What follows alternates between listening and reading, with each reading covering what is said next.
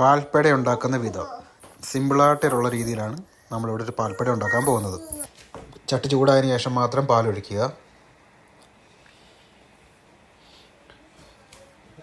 എപ്പോഴും അത് ഇളക്കിക്കൊണ്ടിരിക്കുക, തവിയിട്ട് ഇളക്കിക്കൊണ്ടേ ഇരിക്കാൻ ശ്രമിക്കുക. അത് പാലൊരിക്കലും അടി പിടിക്കരുത്. നോൺ സ്റ്റിക്ക് ആകുമ്പോൾ പെട്ടെന്ന് പിടിക്കില്ല, എങ്കിലും നമ്മൾ ഇളക്കിക്കൊണ്ടേ ഇരിക്കുക.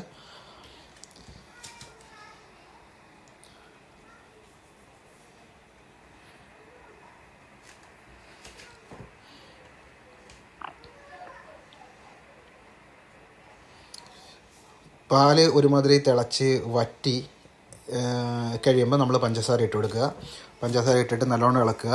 അതിനുശേഷം നമ്മൾ ഒരു ചെറിയൊരു ബട്ടർ ആഡ് ചെയ്യണം. അതിനകത്ത് ചെറിയൊരു പീസ് ബട്ടർ മതി. ബട്ടർ ആഡ് ചെയ്തിട്ട് നല്ല രീതിയിൽ ഇളക്കിക്കൊണ്ട് തന്നെ ഇരിക്കുകയാണ്. അത് ഇളക്കി ഈ ഒരു പരുവം പോരാ, ഇനി ഈ ഒരു പരുവത്തിലെത്തണം സാധനം. ഈ ഒരു പരുവത്തിലെത്തിയതിന് ശേഷം നമ്മൾ വേറൊരു പാത്രത്തിലോട്ട് മാറ്റുക. പാത്രത്തിലോട്ട് മാറ്റിയതിന് ശേഷം അത് നമ്മുടെ ആവശ്യമനുസരിച്ചുള്ള ഡിസൈനിലോട്ട് ഇതൊരു സിമ്പിളായിട്ട് ഞാൻ ചെയ്തൊരു ഡിസൈനാണ്. അങ്ങനെ ആക്കി നമ്മൾ ഒരു ഫ്രിഡ്ജിൽ സൂക്ഷിക്കുക.